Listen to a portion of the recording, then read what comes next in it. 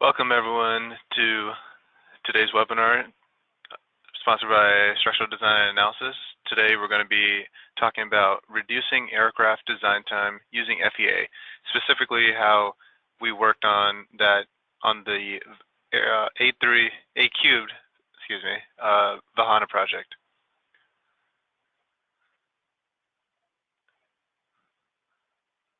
So just to introduce our presenters today, my name is Ashwin John. I'm the marketing specialist here at Structural Design and Analysis. So hosting webinars, getting emails out, you've probably heard. Today's webinar is going to be covered by Nick Mellig, who is a stress engineer here at SDA, and I'm going to let him go ahead and introduce himself. All right, thanks, Ashwin. Welcome, everyone. So my name is Nick Mellig. I'm a stress engineer here at Structural Design and Analysis.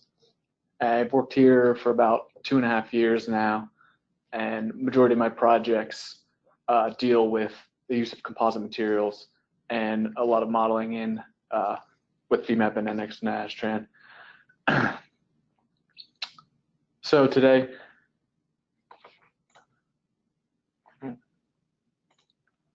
so as we had said before, we're talking about the Vahana project. So what is the Vahana project? It is an eVTOL aircraft. It's going to be designed to be used for urban mobility. It uses electric propulsion, and it's a fully bonded composite aircraft using carbon fiber.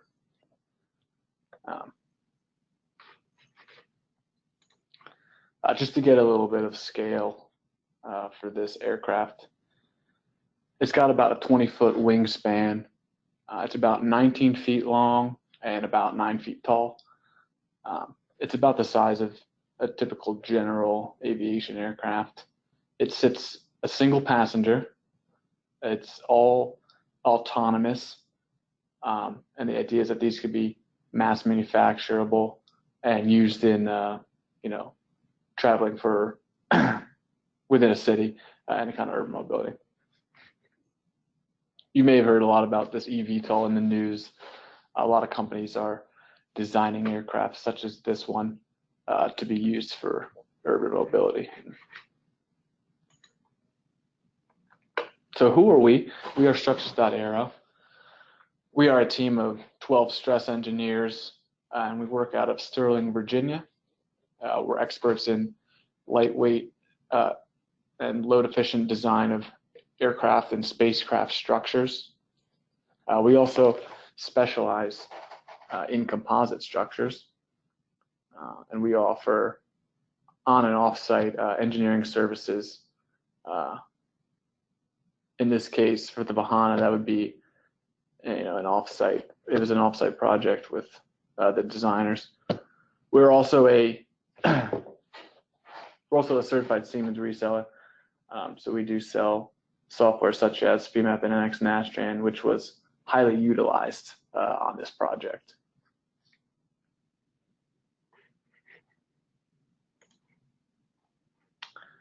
So I want to talk a little bit about what our role for the Vahana project was.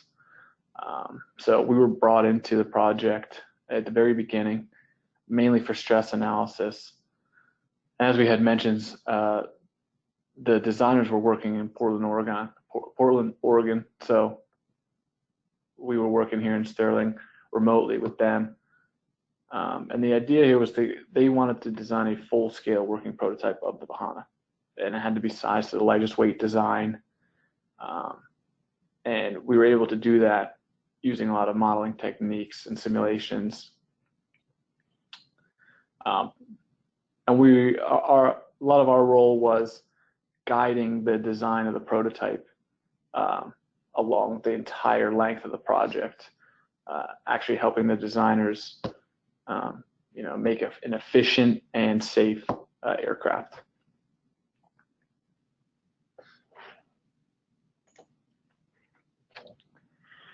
So I have here a little bit of a design loop. Basically, it starts with the design group, and it goes around and around. and we iterate on this.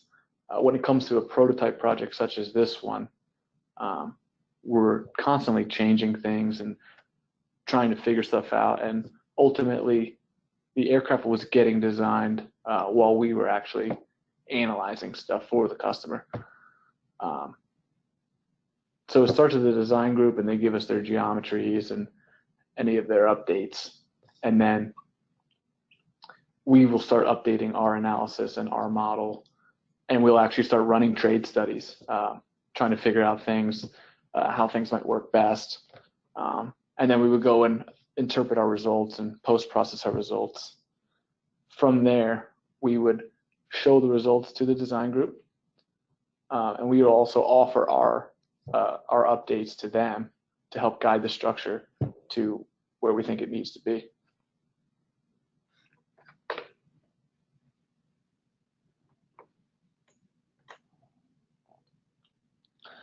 So now I want to talk about the analysis process. When we came into the project, we started with initial sizing, and then we moved on to detailed analysis.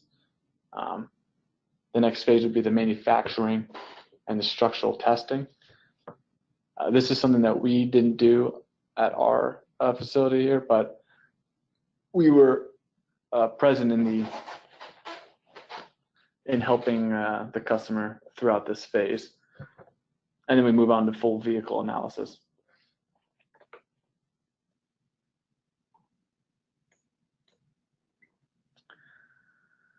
So for the initial sizing, we start out with a lot of hand analysis using classical methods. We basically started with the canard and ended up moving on to the wing and the fuselage later on. But we use these hand analysis to get a general sizing of the wing, how thick we think things need to be. And ultimately then we'll end up building a course FEM. This course FEM is going to give us our internal loads. It's also going to help us verify that our hand sizing is what we think it should be.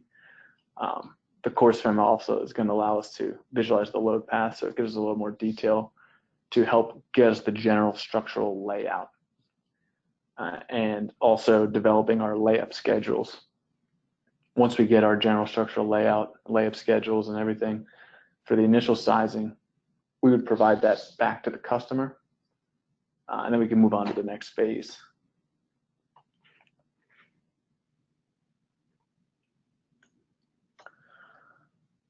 So the next phase being the detailed analysis. In the detailed analysis, when we start getting everything in order and we actually start getting down to how things are getting connected, and how thick certain cutouts need to be, and all the little details, we built a detailed FEM so that we basically use a smaller element size to capture a little bit more of the load path as it's transferring through the entire structure.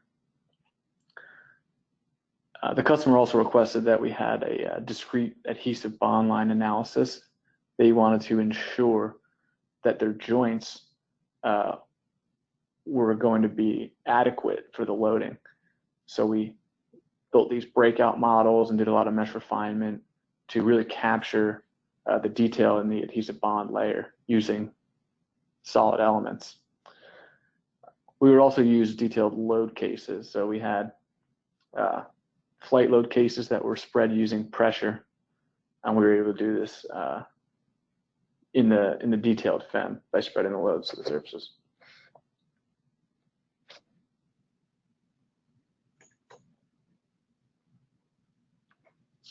So in the manufacturing and the structural testing phase,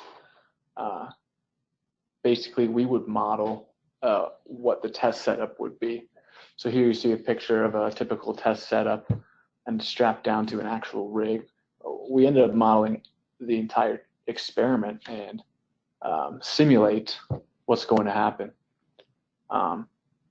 This is going to provide the relative deflections at wherever the customer would request the output locations would be.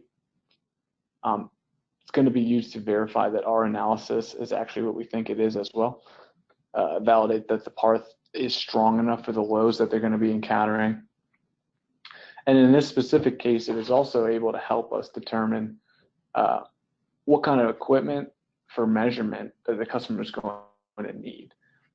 It was able to get us a general magnitude of how big the deflections were going to be, and then they were going to be able to choose how accurate that equipment needed to be.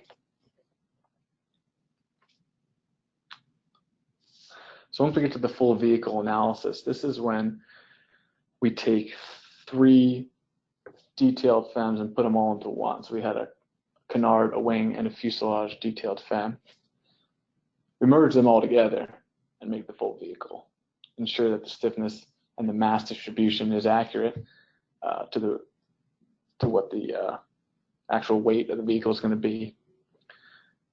And we can spread the load cases to this model directly and run it using inertial relief. We could also spread asymmetric load cases, but this is typically going to be used for writing our final margins, and we had also used it for a dynamic response analysis.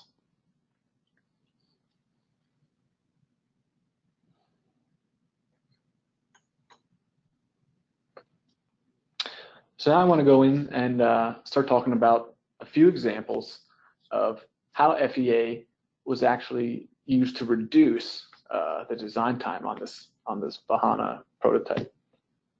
So we're going to talk a little bit about modal analysis, load spreading, as well as data output and API use. These 3 examples greatly helped reduce the time for the design process in the Vahana project.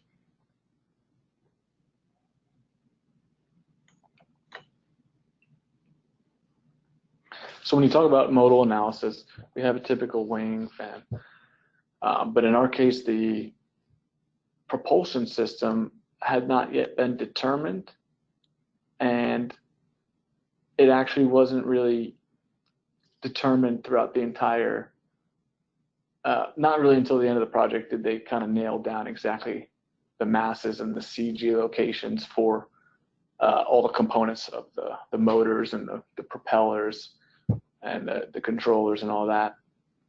So what was happening was they would give us estimates and we would put in those mass and CG locations and run our modal analysis to ensure that it was sitting in the requirements. And then when we needed to update it, we can update it and rerun the model and check to make sure that it didn't, it stayed within what the requirements were for frequencies.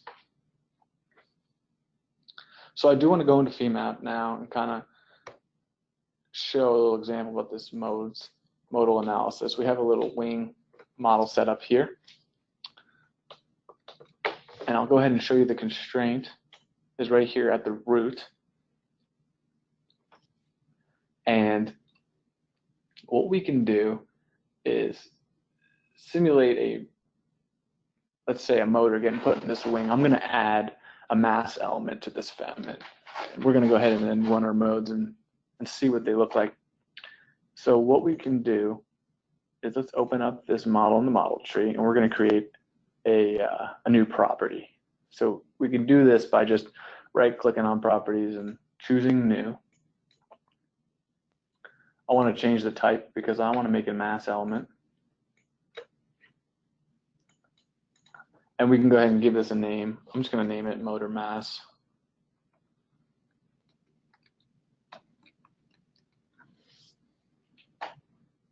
And then you see a bunch of boxes down here, but basically we're only going to use this one.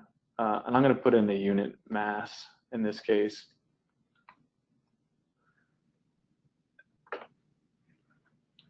So now our property is made. We just have to add the element somewhere on the FEM. So what we can do here is go to mesh element or model element. You can also use Control E. And we're going to go ahead and create a mass element. Looks like mass is already chosen here. So we just choose our property, and I'm just going to put it on a node here along the wing somewhere. Typically, if we were using a more detailed model, we would either have a structure there modeled to connect this motor to, or we would spread it with like an RBE or something like that. For purposes of this example, I'm just gonna stick it here on one of these nodes. What we can do now is go ahead and set up a modal analysis just by right-clicking on there and clicking new. We want to change the analysis type to normal modes. We're also going to name this normal modes.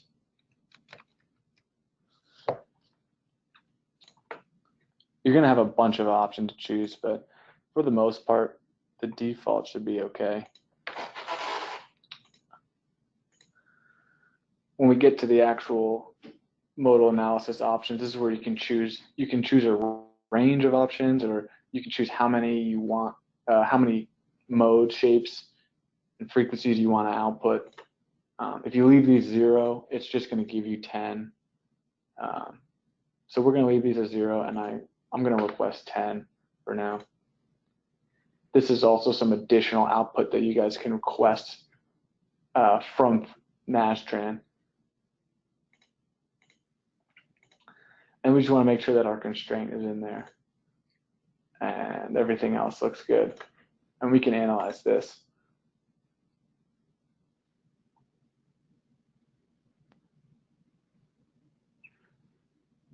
As it's analyzing, you can look at different things, solving the equation, eigenvalue extraction. You can even read the FO6 while it's actually going through stuff. You can see if you get any errors or anything like that. And then once it's done, it'll automatically read in your results. So once we come in here and look at the analysis study, normal modes, you get a bunch of these outputs. And you can see here, I have mode 1 is 1.67 hertz. So if we can activate that, and we can actually show that it's moving slightly up. I can see if I can change the scale on this or something like that. You can actually exaggerate it a little bit. So we can see that this is going to be bending upward. This one's going to be bending forward and back at 2 hertz. Some torsion mode at 20 hertz.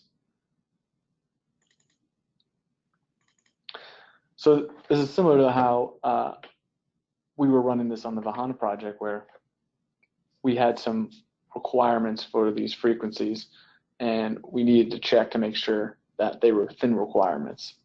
At the same time, we were getting updates about where this mass element would be. So let's go ahead and show you how we might move this mass element and then rerun our modes to make sure that we're still within our requirements. So if we go to mesh here in the drop-down menu, mesh editing, modify, update elements, edit, yeah, there we go, modify, edit element. We choose this mass element right here. Let's make sure we chose the right one by highlighting. Looks right. We can actually choose a new node. So in the case if it was an RBE or something, we could edit the node, choose the, we could change the location of the node by changing the coordinates. In this case, I'm just going to choose a new node. We'll stick it up here or something like that. And then we can also edit the property, and let's change the mass of it.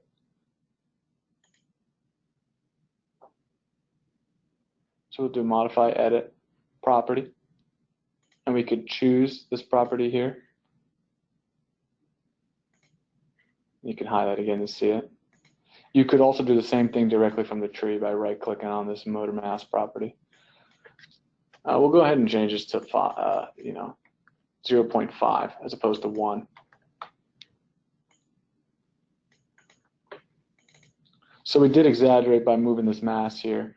Probably won't go back that far in a typical scenario, but we can rerun this normal modes analysis. And then we can compare the results to see how they change. The first mode was at 1.67 with half the mass and moving it. We're about at 1.98. looks like the mode shapes are about the same up and down, but you can see how moving the CG location and actually moving the value of mass will actually change your modes. And this is something that we would check throughout the length of the project as they would update their estimates for what their propulsion system was going to be.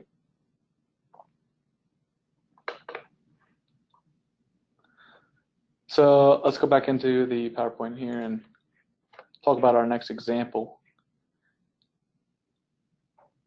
which would be the load spreading.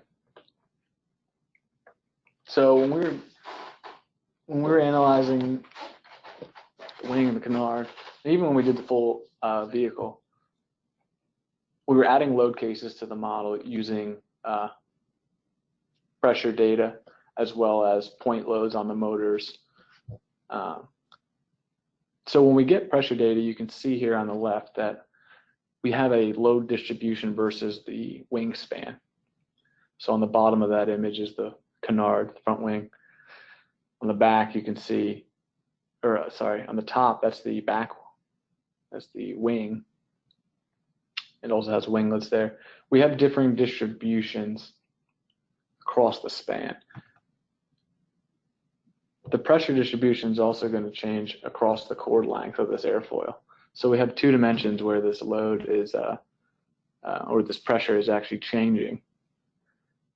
So we can spread this directly to a model in Femap using a data surface. So the data surface looks basically like a bunch of data points.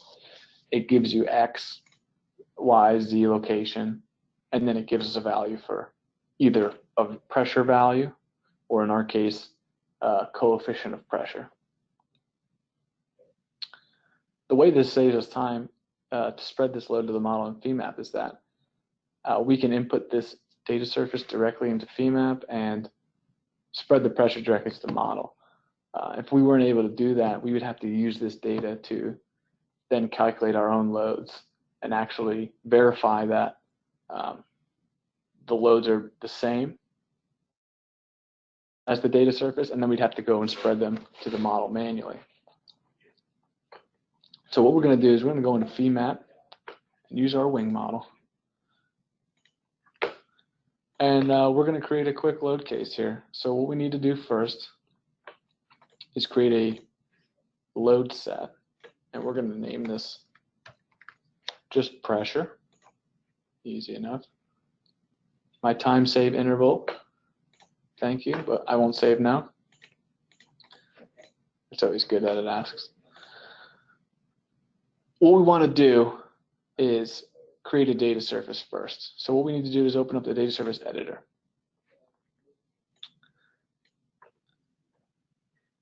And now we can create a new arbitrary 3D data surface. And you can see here that it's asking us for different data points. So we have X, Y, Z location and some value, which in our case would be our pressure value. And you can go ahead and add these data points manually. But in our case, we already have the data. So we'll just go in to our Excel sheet and we're just going to copy all this data. So we just copy it and we just click paste. And it pastes all our data points in there.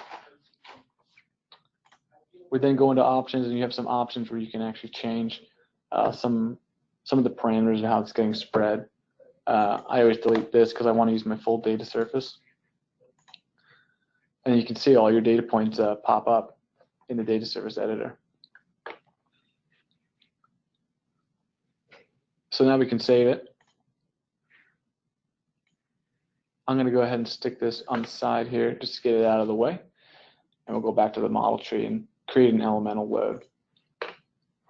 So now we have to select the elements that we want to actually spread this load to.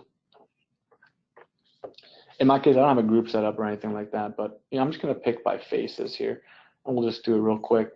This allows you to choose a face of an element and a tolerance.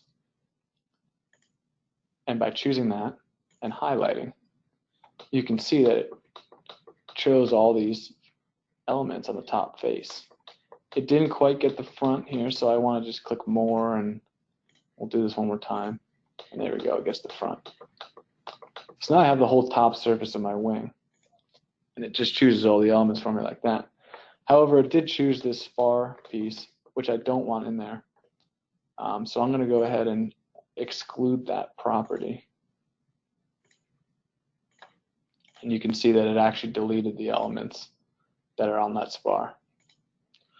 We're going to go ahead and create a pressure surface, pressure data surface. And in this pressure case, I'm going to put 1. This would be a multiplier for the data surface, usually a dynamic pressure if you're using a CP. For now, I'm just going to use a value of 1, and I'm going to choose my data surface.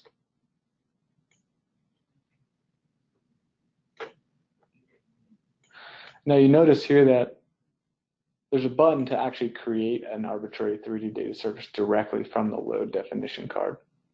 So in that case, you could also just create the data surface as you're making the load. We're going to go ahead and click OK. And I'm going to choose face 1. And then you see that it automatically creates all these pressures on the surface. And they're varying across the chord, like we would expect. And then to verify that it's spread correctly, you can go back in and actually check to make sure that it's spreading as you would expect. If we list a node here real quick, this one should be at 0, 0, 0. It is 0, 0, 0. So if we go here to 0, 0, 0, or at least the closest thing, we should get a value close to 3. -2 and -1.5. So it gave us a value of 3, fairly close. It does interpolate when it spreads. So that's one way you can verify that your data surface is actually giving you what you would expect. What you can also do now is we can actually create a new output set that's called pressure. And I want to make sure that I activate it down here. And I can go to Model, Output, from Load. And I actually want to turn my pressure into basically a contour. I want to make sure that I can actually visualize what the pressure is. So we go in here, choose that, turn off my load, turn on my contour. Now you can see I actually have a contour. Let's color our elements so you can see just the contour with an actual scale on the side here. So now I can use this to actually visualize different pressures and how they're varying across the chord, or even versus the span if we needed to.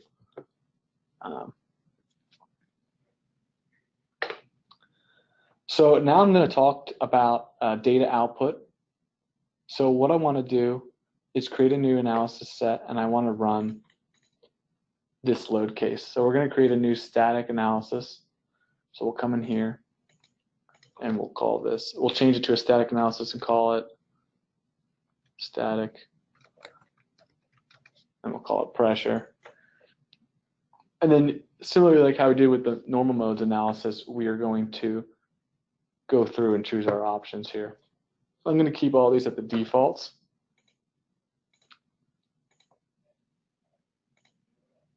I do want to ensure that I have the right load case and the right constraint. You could also choose it from an active constraint set. Same with a load, you can choose an active load set. And I always choose strain when I'm dealing with composites. And then we can analyze this.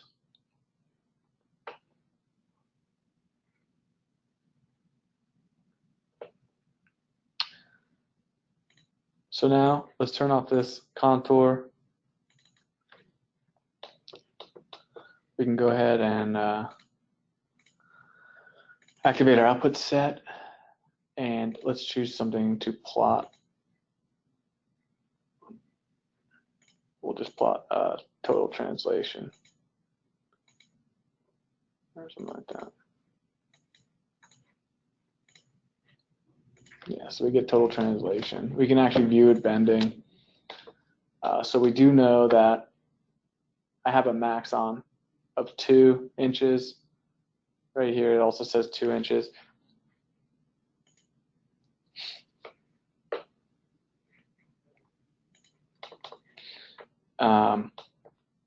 So what we can do here is open up our data table. And I'm going to stick this on the side here for now so that we can output some stuff to it. And what we're going to do is we're going to choose an element here, and we're going to look at some of the data that it has within its. So we go into list output, and we want to choose results to data table. What this is going to allow you to do is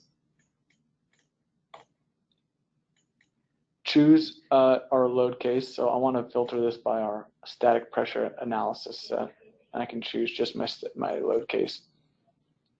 And I can choose different output vectors that I want to output here. All of them that are currently in the model, I can choose. I could choose a force, let's say. I can look at all my plate forces if I wanted to. And I can choose some element. And basically what that does is it gives you an element ID, it tells you the output vector, gives you the set title in case you have custom names. But now you have, for this element, all the output vectors that you selected: plate XY and XY membrane force, and bending moments and transverse shears. You could choose multiple elements and do this. So we could do the command again. Same output case. We could do force again.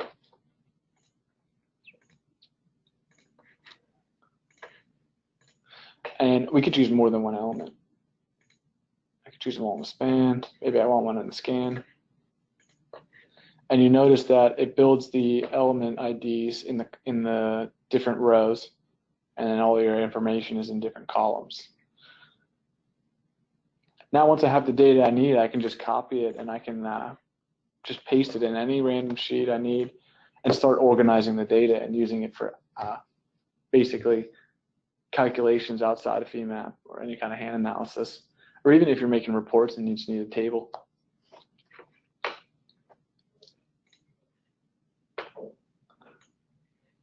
So we're going to go ahead and bring that data table back.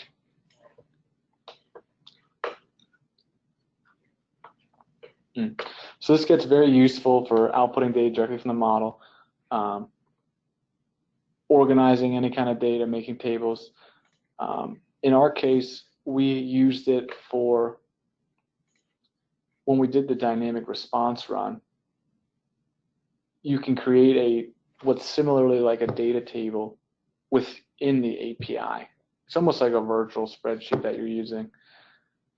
In a dynamic response case, though, for example, we had to basically provide to them 635,000 separate data points. That's not something that you would want to do by hand, constantly outputting all that data to the data table and copying and pasting it. It would just take way too long. So what we ended up having to do is basically use the API and the results browsing object to basically create a virtual data table, and then output the data to Excel directly. So you see on the left here, we have an API within Femap, but on the right, you can also link Femap to the Excel VBA API and pull all the data directly into Excel. So for me, I had never had to use the API in this way. So it took me about a day to actually learn and code the API to link to Femap, pull the data, build the virtual, the virtual data table, which is known as the results browsing object, and then pasting it to the different sheets. Once I got the API written, it took about, I think, 30 to 40 minutes to pull all the data into the sheet. So it was about maybe a day and a half that we were able to get all the data to the customer, as opposed to sitting there for multiple days, maybe even weeks, who knows, of me constantly copying and pasting all the data from the data table to an Excel sheet, and then possibly having to verify that the data that I'm giving them is actually what they think it is. So this saved us a tremendous amount of time when it came to getting the customer the data that they needed to do their analysis on their end. So those are three very those are three very important ways that Femap and Nastran helped us reduce a lot of time in the design of their prototype, to get the customer what they needed, when they needed it, and also to help them out and just get them the answers that they needed to make design decisions. So at this time, I'll pass it back to Aswin.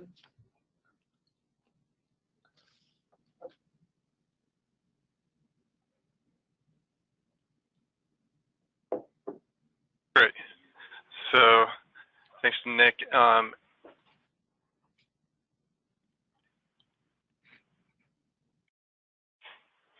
So as Nick covered, if you have any questions in the GoToWebinar panel, if you just want to if you want to input any questions, I'll give Nick a second to read through any questions that were submitted.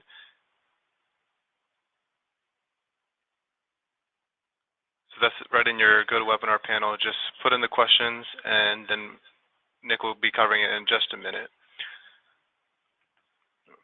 So while he's reading through those questions, I just want to introduce the offers that we have for Femap with NX Nastran. That was the software that Nick was showcasing. And as he said, from the wing to the canard to the fuselage, all that analysis was done in Femap and NX Nastran. So you can feel free to try that software out. We have a 45-day free trial. And if you sign up for the free trial through SDA, the link at the bottom of this page, then we will be sending you webinars and tutorials to help you get started and use the software.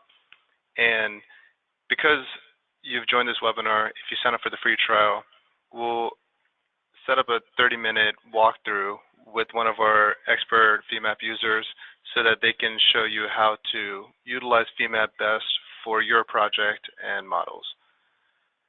So with that being said, I'll let Nick go ahead and field some questions.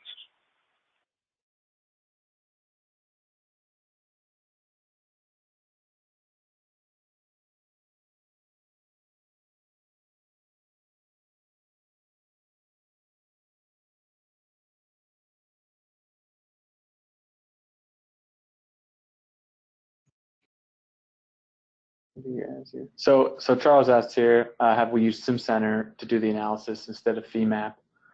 And were there any advantages? I personally didn't use Simcenter on this project, but we do have analysts who have used Simcenter on other projects, and it does enable you to link the model to the mesh.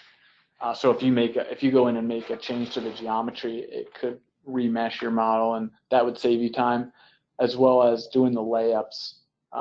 It has a different way of defining how the layups are in what regions, kind of using more of a global apply type thing, which also might be able to save you time when developing your layups. Charles also asked, are you able to do a coupled structural and CFD analysis to get the loads on the wings? You are. We do, well, Nastran and Femap supports aeroelastic static analysis, which basically does that. It's not quite a CFD. I believe it's a doublet lattice method, but it basically, you create an aero model, you put in the aerodynamic parameters, and you link it to the structural FEM. And when you run it, it's actually going to calculate the load and the distribution of the pressure across the wing and spread it directly to the FEM. We have actually done this on other projects in which they didn't have load cases that were sent directly to us, and they actually wanted us to kind of go over and create the load cases for them, and we would use the static aeroelasticity. And Andrew, he asks, which resources did you find most helpful for learning the API coordination between Femap and VBA and Excel? So I started, of course, in the API PDF that was provided by Siemens. There's a lot of good info in there about how the API is structured, and also there's a little bit about how to link it to Excel, basically. We also had a webinar that was done by one of our analysts, which I had utilized to learn how to use the API through Excel. And as well as there's other sources that you can learn of just VBA Excel to kind of get how that works as well. Because once you're using it in Excel, you actually have access to the Excel API as well as the Femap API. So we do have a webinar on how to start that out, as well as I'm sure there's other sources online. We also had other APIs that were written by other analysts that I would read through their code to kind of get a gist of how it was linking together.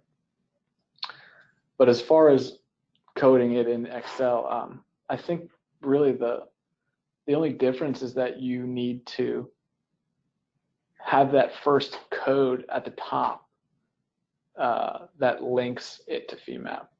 And then once you're using the API, all the commands are the same. So I think that's all the questions that we have currently. If you do have any other questions, here's our contact info. You can contact either me or Aswin, and we'd be happy to answer your questions.